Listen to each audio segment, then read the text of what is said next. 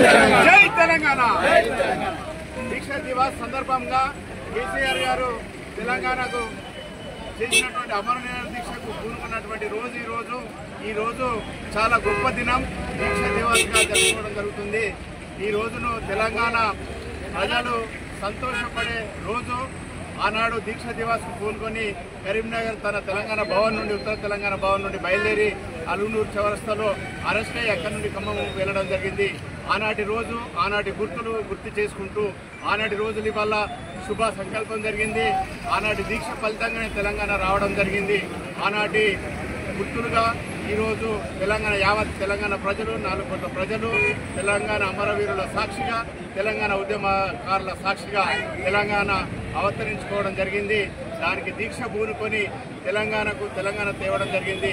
అట్టి గౌరవనీయులైన కేసీఆర్ గారికి తెలంగాణ ప్రజలు తెలంగాణలో ఉన్నటువంటి నాయకులు కానీ అందరు కానీ రుణపడి ఉంటామని తెలియజేయడం జరుగుతుంది. జై తెలంగాణ, జై తెలంగాణ, జై తెలంగాణ, జై తెలంగాణ, జై తెలంగాణ. ఈరోజు నవంబర్ 29 మన గౌరవనీయులు ముఖ్యమంత్రి గారు, మాజీ ముఖ్యమంత్రి గారు దీక్ష తెలంగాణ కోసం చేపట్టినటువంటి అమర నిరాహార దీక్ష 2009 29 నమ్మమన్నారు. ఆ రోజు వారు పూనుకొని తెలంగాణ వచ్చుడా చచ్చుడా అనే నాదంతో బయలుదేరినటువంటి అమర నిరాహార దీక్షలో కూర్చున్నారు. వారు కెప్టెన్ లక్ష్మీకాంతారావు గారు ఇంకా చాలా మంది పెద్దలందరూ కూడా అమర నిరాహార దీక్షలో కూర్చున్న తర్వాత బయలుదేరుతుంటే అల్గునూరులో అరెస్ట్ చేయడం జరిగింది. అరెస్ట్ చేసి ఖమ్మం పోలీస్ స్టేషన్ తీసుకుపోయి అక్కడ ఉంచడం జరిగింది.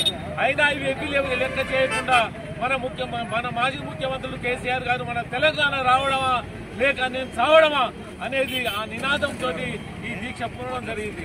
వారు ఆ రోజు ఈ దీక్ష చేయడం వల్లనే మన తెలంగాణ మనకు వచ్చింది. వాళ్ళ ప్రాణాలు కూడా అడ్డుపెట్టి ప్రాణాలు సైతం లెక్క చేయకుండా అడ్డుపెట్టి తెలంగాణ తెచ్చినటువంటి గొప్ప మహనీయులు మన కేసీఆర్ గారు. కాబట్టి ఈ రోజు అది గుర్తు చేసుకొని మన తెలంగాణలో మళ్ళీ కేసీఆర్ గారి యొక్క గుర్తులను గుర్తు చేయడానికి కోసం ప్రజలకు తెలియజేస్తున్నాము. ప్రజలారా మీకు నమస్కారం. మీరు మళ్ళీ ఇప్పుడు చెడిపోయి మన ఓట్లు వేయడం జరిగింది. అలాంటివి జరగకుండా మళ్ళీ మన తెలంగాణ మనం కాపాడుకొని మన తెలంగాణను అభివృద్ధి చేసుకున్నాం. మీరందరూ కూడా సహకరించాల్సిందిగా మనం చేస్తున్నాం. జై తెలంగాణ, జై తెలంగాణ, జై తెలంగాణ, జై తెలంగాణ, జై తెలంగాణ, జై తెలంగాణ,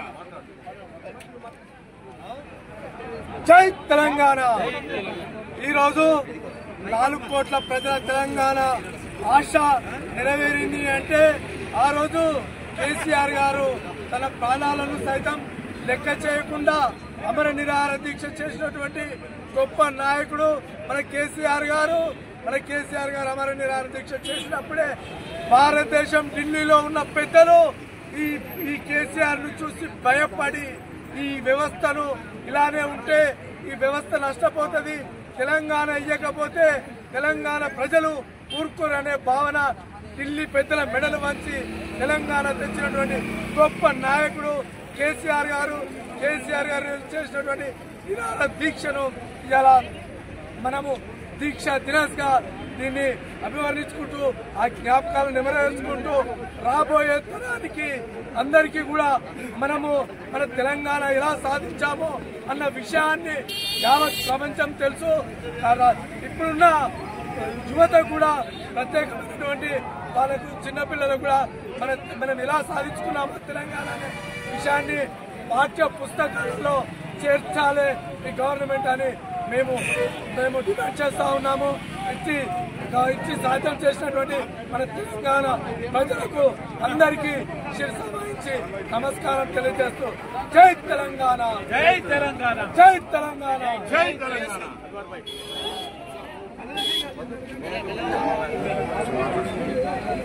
ఈ రోజున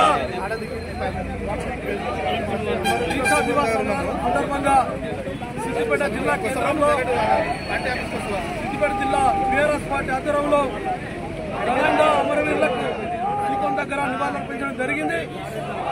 కేసీఆర్ సచ్చుడో తెలంగాణ వచ్చుడో నినాదంతో కేసీఆర్ గారు చేసిన త్యాగం వల్ల ఈ రోజున తెలంగాణ రాష్ట్రం ఏర్పడింది. స్పష్టంగా ఈ 4 కోట్ల మంది ప్రజలకు తెలుసు, దేశ ప్రజలకు తెలుసు.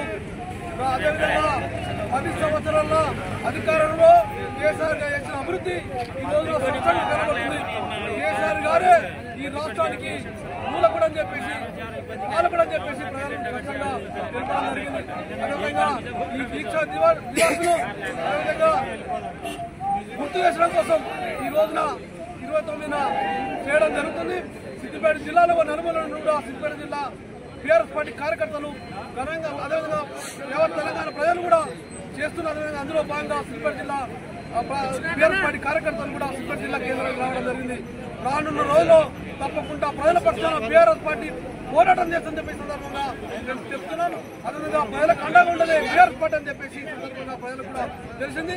ఈ సంవత్సర కాలంలో కాంగ్రెస్ ప్రభుత్వం చేస్తున్న ప్రజా పరిపాలనలో అభివృద్ధి లేక అరాచకాలు చేస్తూ అదేవిధంగా కేసులు పెట్టిస్తూ ఇబ్బందులకు గురి చేస్తున్నది ప్రజలు కూడా గుర్తిస్తారు. ప్రజల దృష్టి మళ్లించుకు అనేక పొరపాట్లు చేయడం కోసం కూడా కాంగ్రెస్ పార్టీ ప్రభుత్వం చేస్తున్న పరిపాలన ప్రజలు గమనిస్తారు. రానున్న టీఆర్ఎస్ పార్టీ ప్రజలకు అండగా ఉండని చెప్పేసి ప్రభుత్వాన్ని హెచ్చరిస్తుంది.